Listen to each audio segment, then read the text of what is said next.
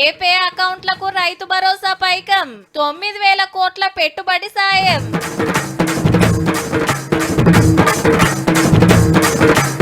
BJP పవర్లకు వస్తదట పక్క, party పెబ్బ చెప్పిండు లెక్క.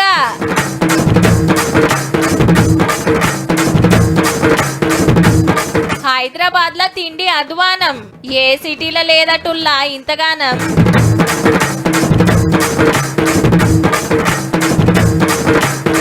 రేటు దిగింది, కొనుడు తగ్గింది, మోడీ సారు మాట అయితే నెగ్గింది.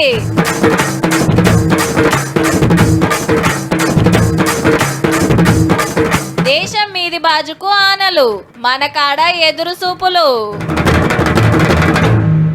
హాయితరం కదా అని నిన్నట్ల ఊరి మొక్కన పోయినా. ఆవు బిడ్డ, మీ హైదరాబాద్ లగిన గిట్లనే ఉన్నదా, ఏమన్నా ఆనలు పడ్డాయారా అని పెద్దమ్మ. బుజ్జి, ఈ ఏడు బియ్యం పంపుడు కష్టమయ్యేటట్టుందిరా, నాటే పడేటట్టు లేదు, ఆ టెంకాలనే కొనుక్కోర్రా అని కాకయ్యన బట్టిరి. ఎవ్వలని మందలిచ్చినా ఆనలటే వాయే, కాలం వెనుకకు పోయినట్టే. ఏం చేద్దుము, చిట్టీలు కట్టేది ఉండే, పోరల చదువులకు కావాలన్నాయే అని రంది పడుతుండ్రుల్లా. వ్యవసాయం నడిస్తేనే కదా మరి పల్లెకు నిమ్మలం ఉండేది. అరేవా మంత్రి పున్నం సార్ అరకగచ్చిండులో సిద్దిపేట జిల్లా కూరేళ్ల ఎరువాక పున్నమని వ్యవసాయం పనులకు దిగిండన్నట్టు. మంచి ఉత్పత్తి వచ్చి ఆర్థికంగా మంచి రాబడి వచ్చే విధంగా ఉండాలని ఆ భగవంతుని ప్రార్థిస్తూ రేపు గీయాళ్లకు రైతుల ఫోన్లు టింగు టింగుమని మూత మోగుతూనే ఉంటాయి. అవు రైతు భరోసా పైసలు పడతాయి. మళ్ళా హైదరాబాద్ శిల్పకళా వేదికల సీఎం సార్ మీటింగ్ పెట్టి అకౌంట్ల పెట్టుబడి పైకమేసే పంచాలు చేస్తాడు. మొదలు ఖమ్మం జిల్లా మధిరాల మీటింగ్ అనుకున్నారు గాని ఆనొచ్చే కోపున్నదని హైదరాబాద్ కు మార్చిండ్రు. ఎకరానికి 6,000 ఫస్ట్ నాడు 2 ఎకరాలకో 3 ఎకరాలకో ఒకటే పారేస్తారని అయితే ప్రచారం నడుస్తోంది. హైటెన్క ఎకరం పెంచుకుంటా పోయి 6-10 రోజులలోనే అందరికి సుక్తాయి వేస్తారట. 70 లక్షల మంది వ్యవసాయదారులకు 9,000 కోట్ల రూపాయలు. మరి మొన్న యాసంగికి మస్తు ఆల్చమాయి, మళ్ళా 2 ఎకరాల దాకానే వాడే. ఇప్పుడు ముందే ఇస్తురు అన్నట్టు. వరుణుడు కూడా రాష్ట్ర ప్రభుత్వం రైతాంగ సోదరుల కోసం తీసుకునేటువంటి కార్యక్రమాలకు మెచ్చి ఆయన కూడా ముందే ఆశీర్వదించాడు. ఈ నడుమ పట్టాలు చేసుకున్న వాళ్ళు 5 తారీఖు లోపల అప్లికేషన్ పెడితే అలాగిన రైతు భరోసా పడుతుందట పక్క.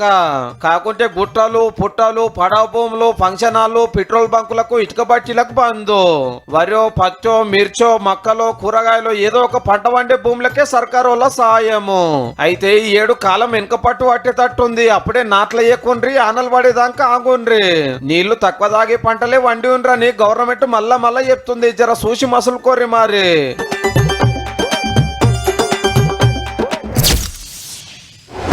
దేశంలో 28 రాష్ట్రాలుంటే 17 రాష్ట్రాలలో డబుల్ ఇంజిన్ సర్కారే ఉందుల్లా. అంటే సెంటర్లా స్టేట్లా ఒక్క పార్టీ ఏలుబడి చేసుడు.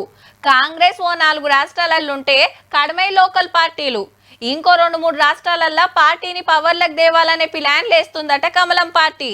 మొన్న బెంగాల్లో మమతమ్మ పార్టీని ఓడగొట్టి అధికారంలోకి వచ్చుడుతోటి మనోళ్లకు ఇంకింత హుషారొచ్చినట్టుంది. ఇక మన తెలంగాణ మీద నజరేసిండ్రు. బెంగాల్లో గెలిచినట్టే తెలంగాణలో కూడా పక్కా గెలుసాం చూడు రీ అంటున్నాడు బీజేపీ జాతీయ అధ్యక్షుడు నితిన్ నవీన్ సారు. ఇవాళ వరంగల్ మీటింగ్లు పెట్టి కమలం కార్యకర్తలకు హుషారు గోలేసిండు. గిరిజన సంఘాలతోటి బూత్ లెవెల్ కార్యకర్తలతోటి స్పెషల్ మీటింగ్లు పెట్టి పార్టీకి ఎట్లా పతారా పెంచాలనో, ఎలక్షన్లు ఎట్లా కొట్లాడాలనో సలహాలు ఇచ్చిండు సారు. 10 ఏళ్లు బీఆర్ఎస్ ఆగం చేసింది, ఇప్పుడు కాంగ్రెస్ అట్లనే చేస్తుందని తెలంగాణలో డబుల్ ఇంజిన్ సర్కార్ వస్తేనే పబ్లిక్ ఫాయిదా అనుకొచ్చిండు. तो अगर पूरे देश में कमल खिल रहा है तो वारंगल में भी और तेलंगाना में भी कमल खिलाने का संकल्प हम सभी कार्यकर्ताओं को लेना है. వరంగల్ చెప్పునే మున్సిపల్ ఎలక్షన్లు వస్తున్నాయి. మళ్ళా ఇప్పటికంచెలే ఓట్లకు సీట్లకు సూటి పెట్టి రువడ్ చూపిస్తారు అన్నట్టు.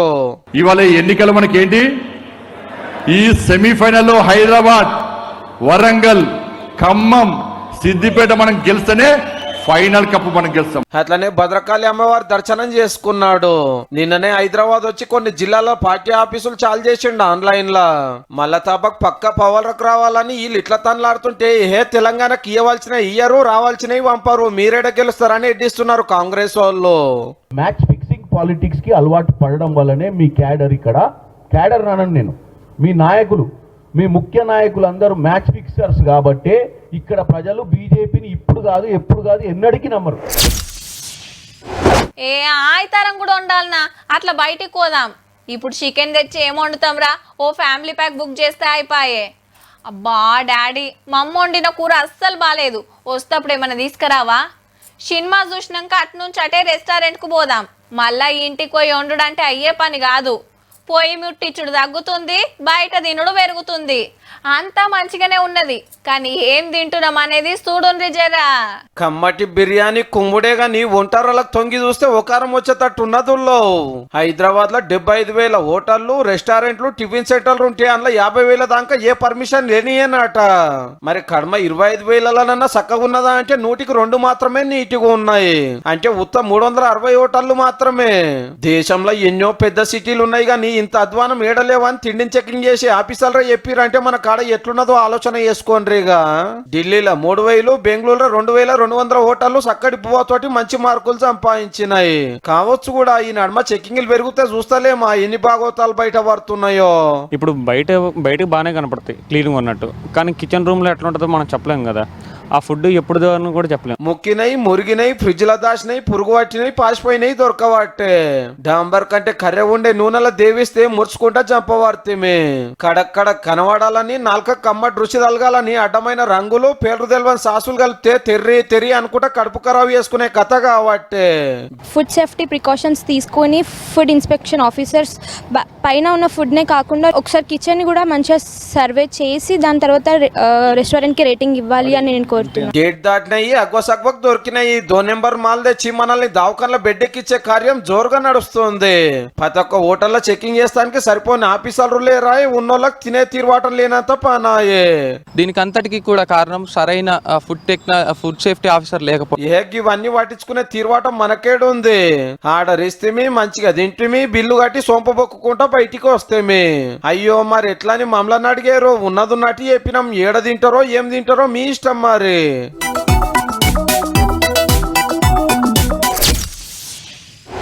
ఆర్టీసీ బస్సు బస్టాండ్కి ఎప్పుడు వస్తుందంటే 5-10 నిమిషాలు అటు ఇటుగా చెప్పొచ్చు. రైలు బండి గంటో ఆలస్యమైన రావాల్సిన స్టేషన్కి అయితే వస్తుంది. వాతావరణం మంచిగా లేక గాలి మోటార్ను జరసేపు డిపోలనే ఆపొచ్చురు, కానీ ఎలా కాకుంటే రేపైనా గాల్లోకి ఎగురుతుంది. అయితే ఆనల ముచ్చట అట్లా లేదుల్లా. ఎప్పుడు వస్తుందో, అసలు పడుతుందో పడదో కూడా తెలియకుంటుంది. మన తాను ఇట్లుంటే గటు మీది బాజుకు గిట్లున్నది.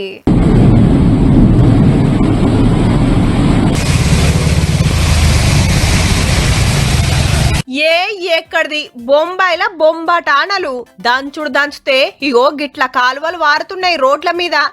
ఏడ చూడు నడుములోతు నీళ్లు, షెర్లల్లా ఈత కొట్టినట్టే ఉంది బండ్లేసుకొని పోయేటోళ్ళ పరిస్థితి. అట్లనే పోతాన్రు, అట్లనే వస్తాన్రు. గల్లీలు చిత్తడైనాయి, బస్తీలు బురద అయినాయి. హిగిటి చూడురి ట్రాఫిక్ జాము ఎట్లున్నదో. మొన్ననే సంపుడు చంపిందంటే మల్లో మల్క అరుచుకునేటోరకు గిట్లున్నది బొంబాయి. ఇంకో పెద్దానా గిట్ల వడేనా అంటే ఇక సుక్కలు చూసుడు పక్క. పబ్లిక్ అంతా పైలంగుండాలని సాటింపేసిండ్రు ఆఫీసర్లు. ఈయనే కాదు, అస్సాంల సుత ఆగమాగమే. ఓ తక్కువ వార్తలేవు వరదలు. చిక్కవడ్డోళ్లను పడవల్ల వచ్చోరకు తీసుకుపోతాన్రు.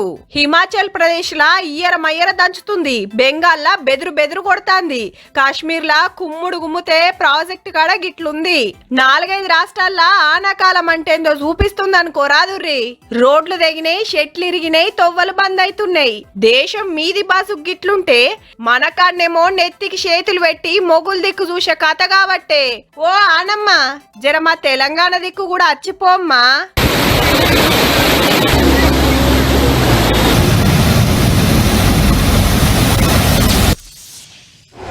వామ్మో, ఇక ఏం కొంటాం, మనతోటి అవుతుందా? 1,00,000 రూపాయలు చేతిలో పెట్టుకున్నా తులమోస్తట్టు లేదాయే. ఇక మర్చిపోవాల్సిందే. మన్మరాలు పుట్టినరోజు వస్తుంది, కమ్మలు చేపిద్దామనుకుంటే రేటేమో మీదికి పోబట్టే. దగ్గరలోనే బిడ్డ పెండ్లు వస్తుండే, జరంత తగ్గితే మంచిగుండు. ఎట్లా చేయాలనో ఏమో.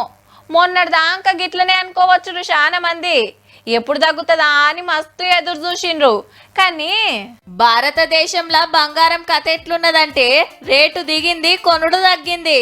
ఆవు మరి 4 నెలల కిందట తులం 1,70,000 దాటితే ఇవాళ 1,43,000 పలుకుతాంది. అంటే 27,000 తగ్గినట్టు. ఎండి కిలో 4,10,000 కాంచి 2,40,000కు దిగిందంటే 1,70,000 తక్కువవుడు మామూలు ముచ్చటేం కాదుల్లో. గింత దిగినప్పుడు ఎగబడి బేరాలు చేయాలి గాని మనోళ్ళు ముక్కిరుస్తురట. మన హైదరాబాద్ లనే చూస్తే దినం 150 నుంచి 200 కిలోలు అమ్ముడయ్యేది ఇప్పుడు సగం అయితే అదే భాగ్యమైందట. మరి దేశంలో పరిస్థితి మంచిగా లేదు. జర బంగారం తెరువు ఓకున్రి, పైసను కాపాడుకోన్రి అని నేను చెప్పినందుకు దేశమంతా పాటిస్తుందని మురుసుకుంటా చెప్పిండు ప్రధానమంత్రి మోడీ సారు. కానీ నిరుడు ఇదే యాళ్లకు తులం 1,00,000 లోపట్నే ఉండే. ఆ లెక్కన పిరమైనట్టే కదా. మళ్ళా బయట దేశాలకెళ్లి తెచ్చుడిగిన మస్తు తగ్గింది. మునుపు నెలకు 100 టన్నులు దిగుమతి చేసుకుంటే ఇప్పుడు 30 టన్నులేనట. ఎందుకంటే ఏరే కాడికెళ్ళొచ్చే మాల్ మీద ట్యాక్సులు పెంచింది సెంటర్ గవర్నమెంట్. అప్పుడు మన పైకమాట ఓవుడు తక్కువైతది, కొంత బచాయిస్తామనే తన్లాట. మరి మీ ఇంట్లో పెళ్లిళ్లకు పేరంటాలకు ఎంత కొంటుండ్రో గాని దేశంలో ఉన్న పరిస్థితి అయితే గీదుల్లా ఈ గుంటం. మరి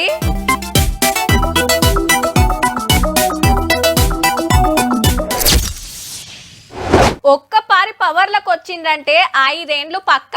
మళ్ళా కుర్చీ దిగే మాటే ఉండదబ్బా. కాకుంటే పార్టీల పడి రాకనో, గ్రూపులు పుట్టో, అవతలి పార్టీలకు జంపింగులు అయ్యో, ఏరే పార్టీలతోటి చేతులు కలిపితేనో చెప్పలేం గాని కూసున్న కుర్చీలకెంచి దిగుడైతే చాలా తక్కువ. మళ్ళా మెజార్టీ ఫుల్లుగుంటే అస్సలు ఛాన్సే ఉండదు. పొత్తుల సర్కార్ అయితే జరంతా డౌట్ పడొచ్చు. మరి ఇప్పుడు గీ ముచ్చట దేనికంటే సుయ్యమంటే నాకు బూరే అన్నట్టు సందు దొరికితే చాలు విజయ్ సారు సర్కార్ మీద పడుతుండో స్టాలిన్ సారు. టీవీకే సర్కార్ ఉండేది 3 నెలలో 6 నెలలో, అంతేగాని 5 ఏండ్లు ఏలుడు కష్టమే అనబట్టే. అంతేకాదు నడుమంత్రం ఓట్లు ఎన్నడైనా రావచ్చు, మీరంతా తయారుండాలని కార్యకర్తలకు హుషారు గోలేస్తున్నాడు. డిఎంకే పార్టీకి గంత బిర్రు ఏడుకెళ్ళొచ్చిందంటే 10 మందిల పాము జావదన్నట్టు పొత్తుల సర్కార్ పొడుగెళ్లదని. టీవీకే పార్టీకి సరిపోను బలగం లేకుంటే కాంగ్రెస్ వాళ్ళు, కామ్రేడ్లు, వీసీకే, ముస్లిం లీగ్ సపోర్ట్ ఇచ్చినాయి. గిసొంటి గవర్నమెంట్ ఎక్కువ కాలం నిలబడదని ప్రతిపక్షం ఆపోచన కావచ్చు. కానీ అసెంబ్లీలో బలం చూపించుకునేటప్పుడు అన్నా డిఎంకే కెంచి 25 మంది దాకా ఇమ్మతిస్తే ఆల్రెడీ ఓ 5 ఎమ్మెల్యే పదవులకు రాజీనామా కూడా పెట్టేసిండ్రు. ఇంకో 4-5 వచ్చుడు పక్కా అంటాన్రు. ఇక విజయ్ సారు 2 సీట్లలో గెలిస్తే 1 ఇడ్సబెట్టే. అయితే రూల్స్ ప్రకారం 6 నెలల్లో గా నియోజకవర్గాలల్లో మళ్ళా ఓట్లు వస్తాయి. గప్పుడు వీళ్ళంతా కీసిపిట్టే గుర్తు మీద గెలిచిండ్రంటే టీవీకేకు కావాల్సిన బలం ఉన్నట్టే. ఓ కాళ్ళ ఏరే పార్టీల సపోర్ట్ ఎటమటమైనా ఏం ఫరక్ పడదిగా. విజయ్ సారు లెక్కలేమో గిట్లుంటే స్టాలిన్ సార్ ఏమో అప్పుడు గవర్నమెంట్ పడిపోతది, మళ్ళా ఎలక్షన్లు వస్తాయి అనబట్టే. రాజకీయం ఎప్పుడు ఎట్లుంటదో తెలియదు గాని ఇప్పుడైతే దళపతి కొత్త తొవ్వల రువ్వడి చూపిస్తుండుల్లో.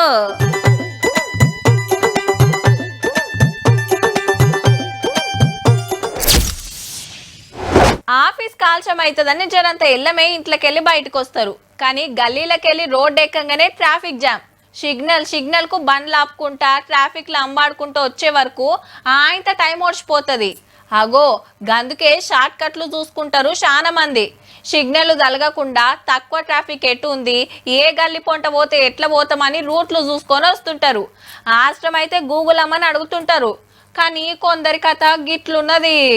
ఉత్తమ డ్రైవర్లు ఏడున్నారా అని ఎక్కులాడితే అంత హైదరాబాద్ లోనే దొరకతట్టున్నారు పోన్రే. అవు మరి సిటీలో దినం 15-20 టక్కలు రైతుంటే 2-3 పానాలు పోతున్నాయని కొద్దు పోలీసులే చెప్తున్నారు. రాంగు రూటే రైట్ రూట్ అని గుంజటోళ్ళు శీతం పెరిగిరటోళ్ళు. ఏడాదిలో 6.5 లక్షల కేసులు అవుతున్నాయంటే ఎట్లా తయారైనరో చూడండిరేగా. ఏ గంత దూరం పోయి యూటర్న్ తీసుకోవాలన్నా అని సైడ్ పొంట కొట్టేటోళ్ళు కొందరైతే 1 వే 2 వే నో ఎంట్రీ బోర్డే ఎంట్రీ బోర్డు అనుకునే మోత వాళ్ళు శీతం మోపైతురాట.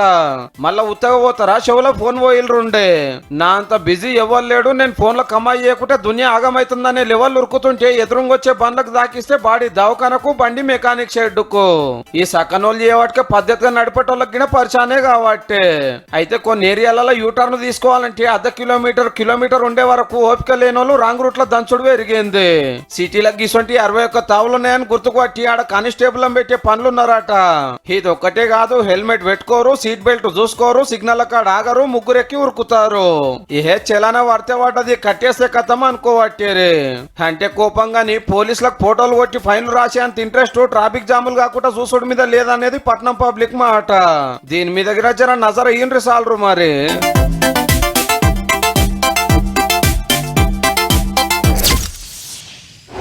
జూబ్లీహిల్స్ లో రిటైర్డ్ ఐపీఎస్ ఆఫీసర్ భార్య హత్య నగదు దోచుకొని పరారైన నేపాలీ గ్యాంగ్ జవహర్ నగర్ లో వృద్ధ దంపతులపై దాడి భారీగా బంగారు నగలు కొట్టేసిన నేపాలీ ముఠా గచ్చిబౌలిలో వ్యాపారవేత్త ఇంట్లో చోరీ కిలో బంగారం ఊడ్చేసిన నేపాలీ పని మనుషులు వరుస దొంగతనాలు మడ్డలతో సిటీలో దడ పుట్టిస్తున్న నేపాలీ గ్యాంగ్ గిట్లయితుంటే ఇక ఎవరికైనా బుగులనిపియదా చల్ ఎవలో ఓగలు చేసిన దానికి అందరిని బదనం చేస్తే ఎట్లా మా పొట్ట మీద కొట్టుడు కరెక్ట్ కాదు అని బాధపడుతుర్రులా మన కాడున్న నేపాలీలు తెలంగాణలో 50,000 మంది అనుకున్నారట మళ్ళా పనిమంతులను ఇంట్లో పెట్టుకుంటే కొందరు ఓనర్లను మర్డర్ చేయబట్టిరి ఇల్లు ఉడుచుకొని పోవట్టిరి ఈ నడుమ గిసొంటి కేసులు వెరిగేటోరకు నేపాలీలంటేనే బుగులు పడుతుర్రట గందుకే మేము అసొంటోళ్ళం కాదని మన కాడున్న నేపాలీ సంఘం గీ మీటింగ్ పెట్టింది ఇంట్లో పనికి పెట్టుకోవాలంటే ఏమేం అడగాలనో వివరంగా చెప్పిండ్రు కూడా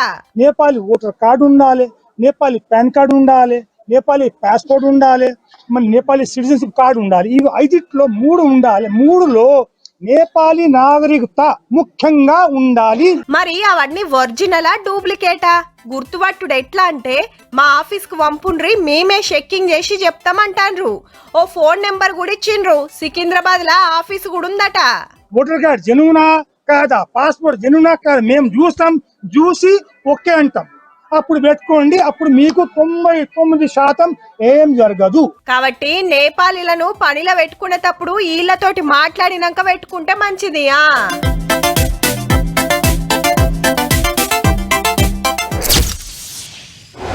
ఊర్లో వాటర్ ట్యాంక్ కట్టించిన ఎమ్మెల్యే ఇంటింటికి నల్లా నీళ్ళు ఇచ్చిన లీడర్ ఎండాకాలం ఫ్రీగా వాటర్ ట్యాంకర్ పంపిన ఎంపీ అని వార్తలలో చూస్తుంటాం పబ్లిక్ కు పలానా తిప్పలుందని చెప్తే తోచిన కాడికే ఆసరైతారు ఏమంటే ఆఫీసర్లకు ఆర్డర్ వేసి పనులు చేపిస్తారు జరంత ఎనుకో ముందో పబ్లిక్ తిప్పలు అరుచుకుంటారు అయితే గా లీడర్ గారి తరీకే అలాగుందుల్లా దేశంలో దానకర్ణుడు దయామయుడు గుణవంతుడు పనివంతుడు ఎవరంటే మధ్యప్రదేశ్ రాష్ట్రంలో బీజేపీ ఎమ్మెల్యే ప్రీతం సారు మా ఊళ్ళకి నీళ్ళు వస్తలేవు మస్తు తిప్పలైతుందని అమ్మలక్కలు అడుగుడే ఆల్చం చూస్తున్నారా మాకు నీళ్ళకి తక్లీఫ్ అవుతుంది అనగానే కాళ్ళకెళ్ళి ఒక బాటిల్ తీసి ఇచ్చిండి కదా ఆగుండ్రాని సముద్రం అన్ని నీళ్లు ఏం చేసుకోవాలి ఎన్నడొడుస్తాయో తెలియక బిత్తర సూపులు చూసిరు ఊరోళ్ళంతా ఎమ్మెల్యే గారికి గంత హెచ్చరికం అవుతుంది మరి ఊళ్ళ బోర్ వేపిస్తా పైప్ లైన్ తెప్పిస్తా కొత్త వాటర్ ట్యాంక్ కట్టిస్తా అని ఇడిచిపెట్టి 10 రూపాయల నీళ్ళ బాటిల్ చేతిలో పెట్టినట్టే సార్ ఎంత పనివంతుడో చూడండిగా ఓ గల్ల ఇల్లు కట్టియమంటే ఒక ఇటుక పెడ్డ రేషన్ కార్డు అడిగితే పావు షేరు బియ్యము రోడ్డు కోరితే కిలంతా డాంబర్ పంపే తట్టున్నాడు పో చూసిండ్రు కదా ఇక ఇయాల్టి తీన్మార్ వార్తలు ఉంటాం మళ్ళా నమస్తే